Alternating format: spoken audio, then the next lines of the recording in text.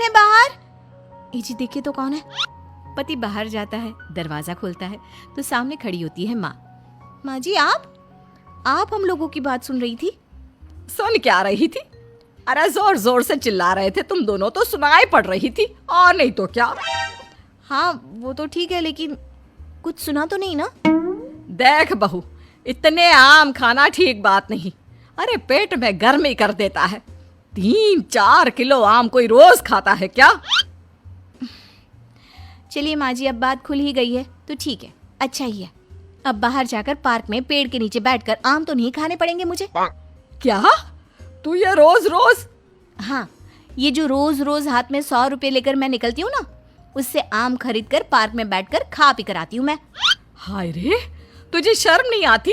मोहल्ले वाले क्या कहेंगे कि सास खाना भी नहीं खाने देती तो बहू बाहर बैठकर आम खाती है। हाँ, वो कल बगल वाली काकी यही बोल रही थी कि देखो बेचारी को। बहू, तूने इस आम के चक्कर में मुझे बुरा बना दिया। अब तू देख मैं क्या क्या करती हूँ। अरे जाने देना माँ। हाँ माँ, क्या है, तू तो भाभी के पीछे ही पड़ी रहती है। अरे कैसे बात कर रहे हो तुम दोनों?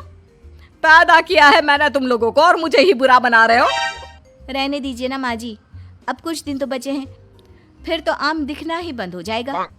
ठीक है, तो फिर खाओ आम, जितनी मर्जी खाने हैं खाओ। कल से छुप कर नहीं, सबके सामने खाओ। आम मैं ला कर दूंगी तुझे। अब क्या था, सास को भी चिढ़ हो जाती है कि बहू बाहर जाकर छुपकर आम खाती है और उसे मोहल्ले भर में बदनाम कर रही है। ये ले बहू, 2 बोरी आम आज ही खत्म करने हैं। मैंने कल 2 बोरी का ऑर्डर दे दिया है। बाकी खाने पीने की तू चिंता ना कर, वो मैं बना लूंगी। चबूतरे में जाकर बैठ जा।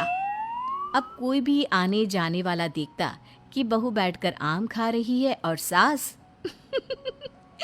वो बेचारी घर का काम कर रही है।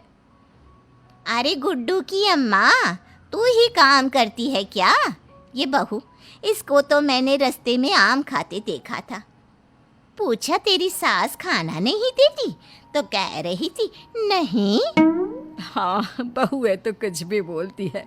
अब इसको आम खाने पसंद है तो मैंने कहा तू आम खा बेटा, इसलिए वो खा रही है और मैं काम कर रही हूँ।